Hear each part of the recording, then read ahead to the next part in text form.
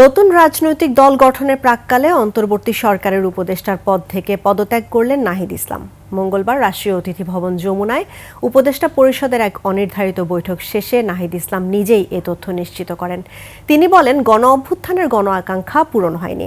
জন আকাঙ্ক্ষার বাস্তবায়নে রাজনৈতিক শক্তির উত্থানের জন্য পদত্যাগ করেছেন তিনি। মেহেদী হাসানের রিপোর্ট। অন্তর্বর্তী সরকারের শুরু থেকেই উপদেষ্টা পদে আছেন বৈষম্য বিরোধী ছাত্র আন্দোলনের অন্যতম সমন্বয়ক নাহিদ ইসলাম। তিনি পদত্যাগ করতে পারেন এমন গুঞ্জন ছিল বেশ কিছুদিন থেকেই।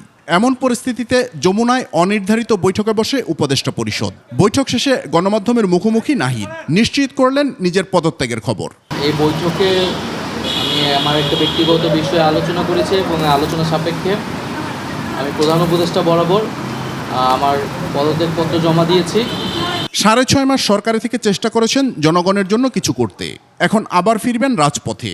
আমাদের গণ অভ্যুত্থানের আকাঙ্ক্ষা তো বাস্তবায়িত হয়নি। জনগণের সাথে মিশে আবারও জনগণকে ঐক্যবদ্ধ করা এবং আমাদের যে গণ অভ্যুত্থান এর যে প্রতিশ্রুতি সেটা বাস্তবায়নে মাঠে থেকে কাজ করার লক্ষ্যেই আমি সরকার থেকে পদত্যাগ করছি। দেশ জুড়ে তোলপাড় ওয়ালটন ফ্রিজ কিনে আপনিও হয়ে যেতে পারেন মিলেনিয়ার। নতুন রাজনৈতিক দলে কে কোন পদ পাচ্ছে তা আগামী 28 ফেব্রুয়ারি সবাই জানতে পারবে বলেও জানান নাহিদ।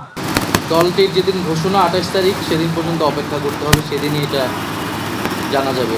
গেল 6.5 মাসে অনেক সীমাবদ্ধতার মাঝে সরকার সর্বোচ্চ চেষ্টা করেছে জানিয়ে নাহিদ আশা প্রকাশ করেন, সামনের দিনগুলোতে দ্রব্যমূল্য নিয়ন্ত্রণ সহ বিভিন্ন ইস্যুতে সরকার সফল হবে। সে আইন শৃঙ্খলা পরিস্থিতি এবং দ্রব্যমূল্য নিরসনে তারা সফলতা দেখাতে পারবে। মেহেদী হাসান, 21 টেলিভিশন, ঢাকা।